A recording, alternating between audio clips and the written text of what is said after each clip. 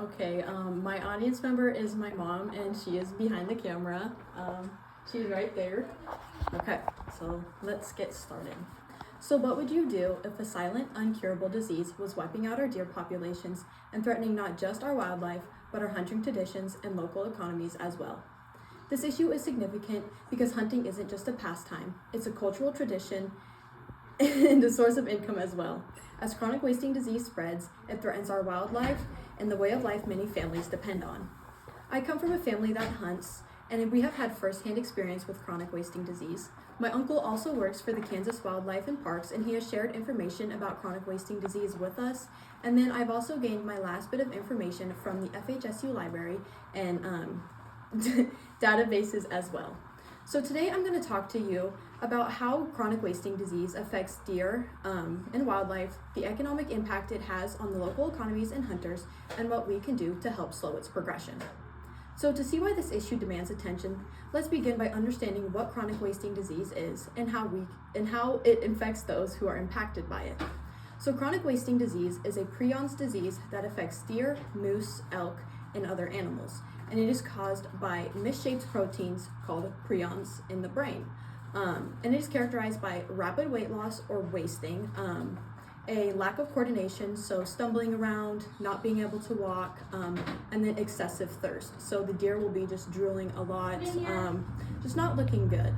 So chronic wasting disease is spread through bodily fluids like saliva, feces, urine, and this right here shows how it can be spread. So there's direct contact, and then there is secondary contact, which is through plant matter and other things like that. So now that you know what chronic wasting disease is, let's talk about how it impacts hunters and local economies.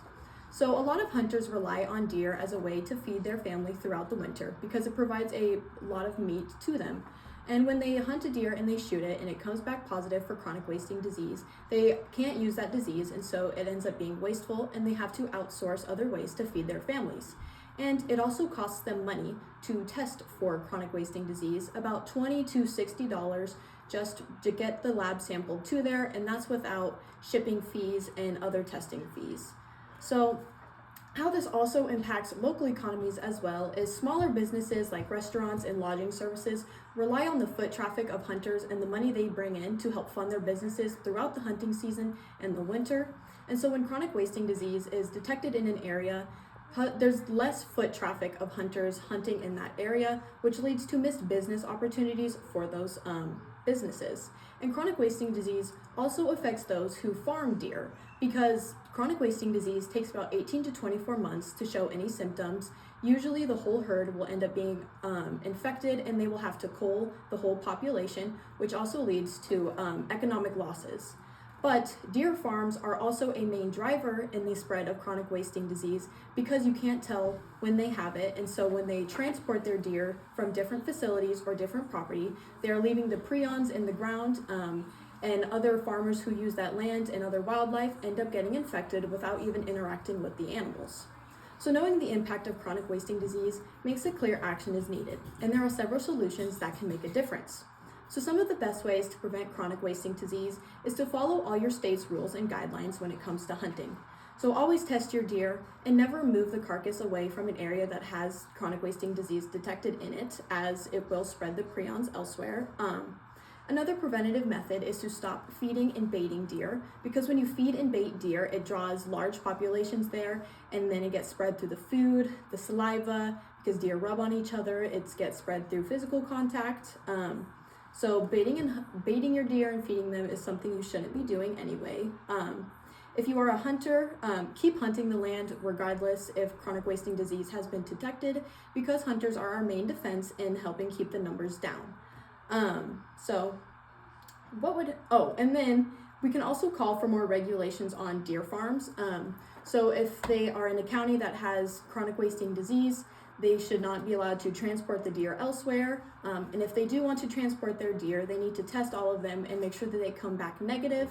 If not, no transportation should be allowed to and from any other facility. And then we can also call for more safety measures. So higher fencing, even double layers of fencing so that these deer do not get out and infect the wildlife around them. So what would happen if these solutions were actually put into place, or we continue to ignore the problem? So if hunters followed all the safety measures and guidelines when it comes to hunting and stopping the spread of chronic wasting disease, we would more than likely see a drop in the numbers of animals who have chronic wasting disease.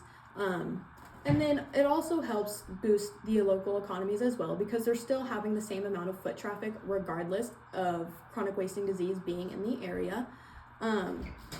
But if this wouldn't happen, more than likely we would see a rise in the amount of deer that do have chronic wasting disease, which threatens so many people's way of life and how they get their food. So the choice is ours, and we can protect our wildlife and our other ways of life, but only if we start acting now.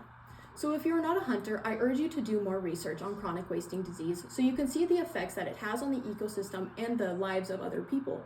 And that way you can also get to know what chronic wasting disease looks like. Right here are just some pictures. These aren't as bad as they could be, but as you can see, they're very skinny. They just don't look healthy.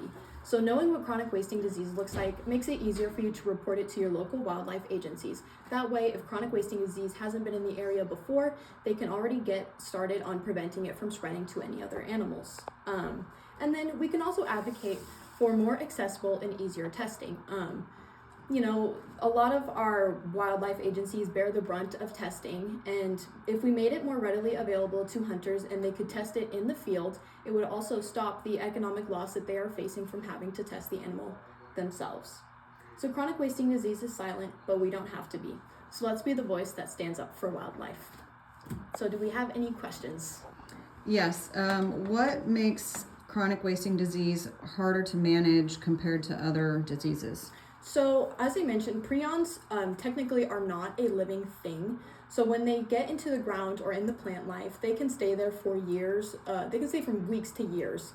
So, animals can, for years on end, keep getting infected from chronic wasting disease. And it's also hard to tell where the point of origin of where the animal got infected came from. So managing it is extremely hard, but it is possible. Also, how long can chronic wasting disease stay in the ground? So I also did say that, but it can stay for weeks to years, as they are not living beings of any kind. So they can lay dormant and not infect an animal, or they can infect the animal regardless.